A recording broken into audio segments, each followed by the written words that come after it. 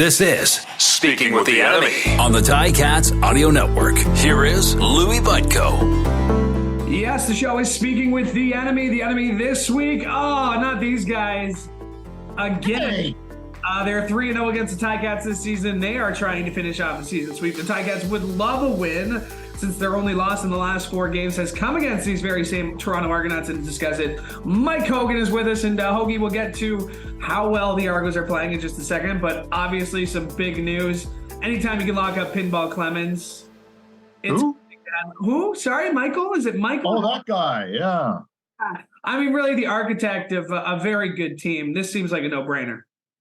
Yeah, he's everything you expect and more. Having worked with him fairly closely over the last 3 seasons / 4 years. I've known Mike for 25 years, roughly. It seems like it anyway. And it's just he's more than you expect when you deal with him on a day-to-day basis. There are parts to Mike Clemens I didn't realize existed. I think we all know the glad-handing $4 million smile, unbelievable athlete, successful at everything he does guy. But the one thing that I didn't realize about Mike was, let's say you think you have a spectacular idea. You've honed it, you've crafted it, and you bring it to Mike. Mike will hear this unbelievable, great idea, and within 2 seconds make it better. He's got, I don't know what the knack is, but it doesn't matter who brings it. He has this knack of being able to sit back, kind of look not only small picture, but big picture at the same time and say, what if we did this?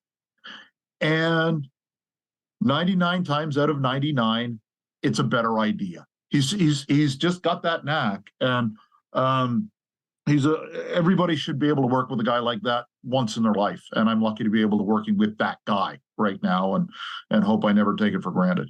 I mean, he is the architect of the team that we see on the field, and full credit to Ryan Dinwiddie and the rest of the staff and the scouting staff. But I mean, Pinball is the man at the top. What's different this time around with Pinball? I mean, he's been around the team before, the GM role, the coach role. Is there something that maybe he's, I don't say bought in more, but does he see his experiences helping him to where he is right now as the head guy, the top guy? Mike is unbelievable at delegating. And then kind of expecting everybody in the organization to do their job, do it exceptionally well, and encourage everybody to keep doing it if it's working well. And he's not a micromanager, but he is more than willing to give sage advice at any given time to anybody in the organization, whether it be a player, a coach, somebody on his scouting staff, somebody in football ops like I am. And there's not a person in there, obviously, who doesn't respect Mike Clemens more than anybody that they know. And he's got the track record of A, being a winner, and B, being right. So I think everybody, if you don't, Mike Clemens, one of his great lines is, if you're the smartest guy in the room, then it's your own damn fault. And what he has done is surrounded himself with the right people, but what he's done exceptionally well is pick the right people. Another gift that not every every boss has. So he's a guy that checks off every box, and you think the world of the guy, and then you spend time with him and you like him even more. Our friend Danny Austin out there in Calgary, I think it was last week, he had kind of maybe a bold tweet where he said, forget about this being the best Argos team ever.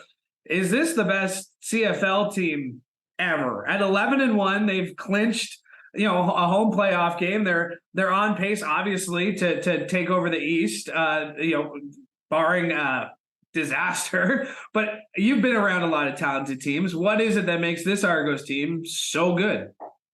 I'll give credit to this to Dan Ralph from Canadian Press. We were talking at practice today, and he said the one thing that impresses him the most, it's such a complementary team. If the offense struggles, then the defense is there and the special teams are there. If the special teams can't do anything, the offense and defense are there. And if the defense stinks, the offense will find a way to score, 40 points, and Javon Leake will have a touchdown run. So it's been very complimentary. And there have been very few games when two of those groups have faltered at the same time. One of those was in Calgary, and they lost. And it's the only game that Chad Kelly hasn't started and finished. They've won the rest of them. It's just a really good team. And people looked at me kind of funny at the beginning of the season, they said, you lost Mac at quarterback. How are you going to be this year? And I said, I think we're going to be better. And I didn't know if that would translate into more wins and more losses, if it would mean a playoff spot. But on paper, and with a completely 100% returning coaching staff, this was a better team. If Chad could play at all, and I think everybody in the organization was confident that Chad not only could play, but he could play at an exceptionally high level. I don't think anybody expected 11-1, but at the same time, the Argos being solidly in first place at this time of the season, I don't think surprises anybody inside our organization. We talk a lot near the end of the season about that bye week, having to play the East semifinal, being around, getting football, not having that extended time off. Is there a challenge for Ryan Dinwiddie here on keeping his team motivated? You're going to have the East locked up in just a matter of weeks. You're going to know your destiny, which is going to be that home playoff game in the East final. How does he keep the team motivated? How does the team motivate themselves when really the next few weeks won't really mean much to the Argos? Well, this week he's doing it by giving AJ Ouellette, your favorite quarterback from the last game in Hamilton. Oh, that's a cheap shot, man. Yeah, but no, he's giving him the day off. He's healthy, but it's like, okay, the way that you run, your body could probably use a few fewer miles on the odometer. And, he's all city miles. There are very few highway miles on that chassis. And it's a chance for Dan Adeboboye and Deontay McMahon to come in and play. McMahon, I believe, is going to be the starter. He's going to be going at 150 miles an hour because it's his first opportunity to show what he can do in professional football. Dan Adeboboye has been in a role that has been there to, back up AJ and back up Andrew Harris, and he's going to get some carries. So it's an opportunity to say, hey, I can play this position. I'm not just a special teams guy. And he's going to have a starting offensive line in front of him, and he's going to have a starting quarterback and, for the most part, starting receivers. So that's how you keep the offense fresh. You don't have to do it as a wholesale change. Treat it like the guy's got an ankle that's 95%, and you want to sit him out for that game, even if he's healthy.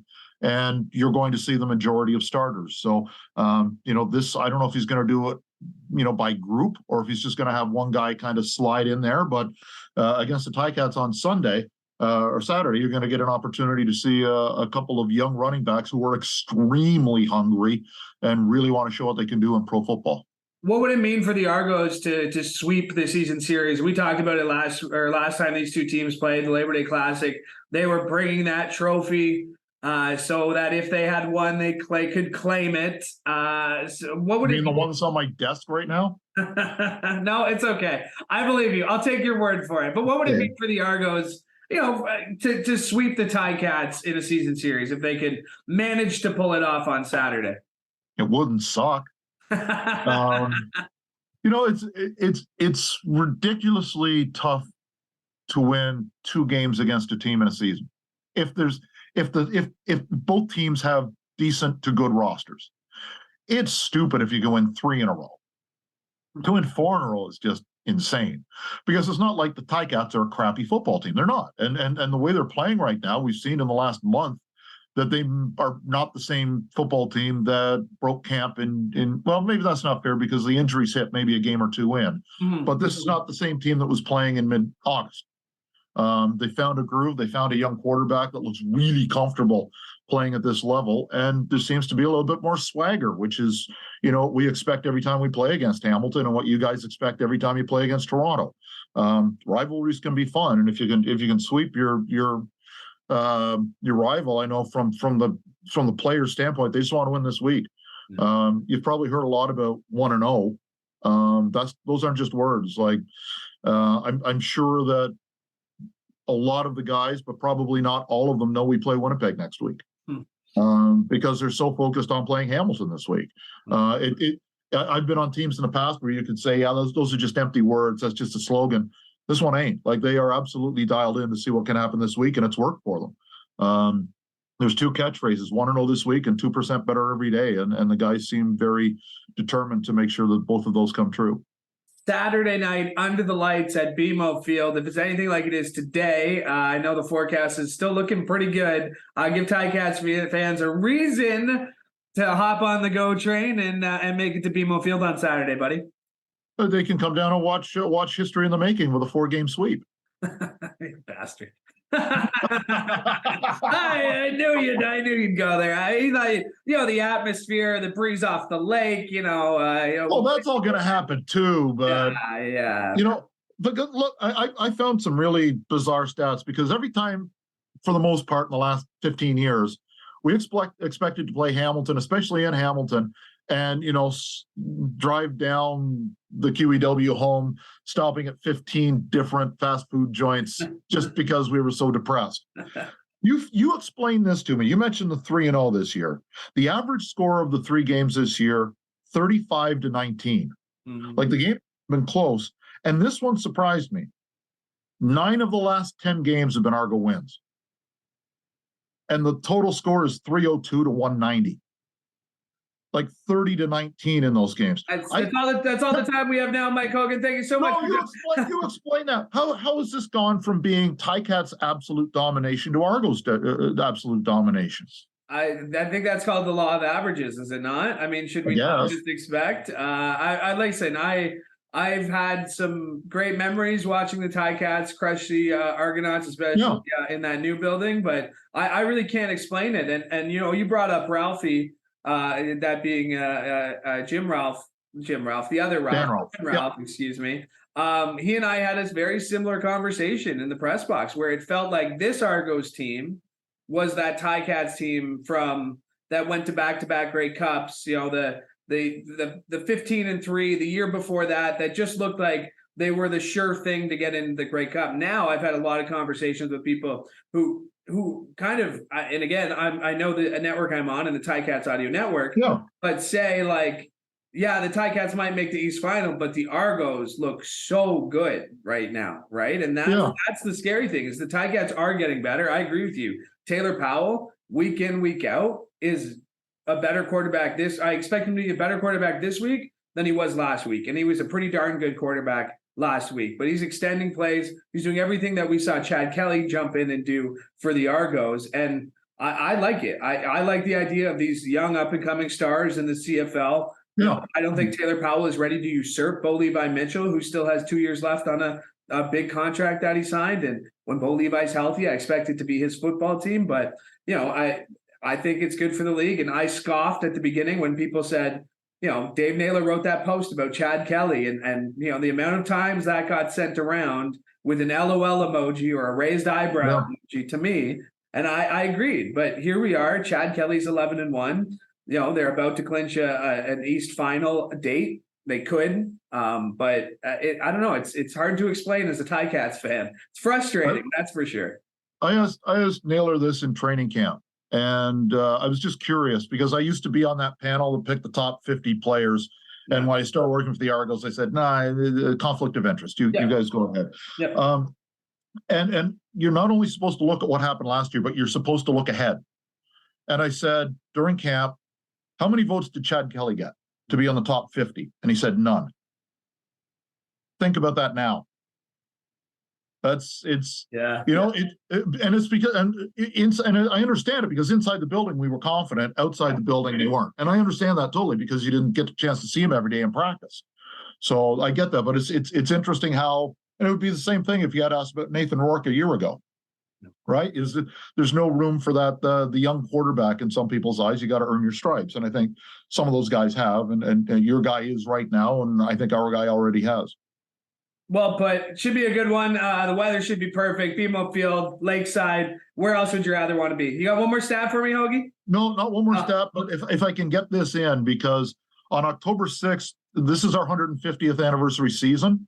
Our 150th birthday game will be October 6th. The reason being the first Argo game was October the 4th, 1873, and it was the closest date we could get. Here's who we have coming back, and there are more names, but here's some of the people coming back for that game, along with Pinball Clemens. Doug Flutie, Rocket Ismail, Condridge Holloway, Terry Greer, Ricky Ray, Chad Owens, Damon Allen, Mookie Mitchell, Bill Simons, Carl Braisley, Rodney Harding, Joe Barnes. Wow. And those are kind of the bigger names, but it's just scratching the surface. October 6th, it's a game against Edmonton, and I know there are, because, the Hall of Fame being situated where it is, there are a lot of Hamilton fans who would just, I think, like to be a part of a pretty special night, the same way a lot of Argo fans were down last week for the Hall of Fame game. It's those nights that are special for CFL fans. So I invite Ticat fans to head down to QEW to see, a lot of guys who gave you guys some fits. Some of the guys played in both uniforms, but I think it's going to be a really special night for CFL fans. Well put. Hoagie, enjoy the game on Saturday. We'll talk to you very soon. The next time we could be talking, I guess technically would be setting up an East final. That's the only way you and I would be doing this again this season. I'm not saying it's out of the question, though, so stand by. It's not. It could be you, could be Montreal, could be Ottawa, could be Edmonton, could be Calgary.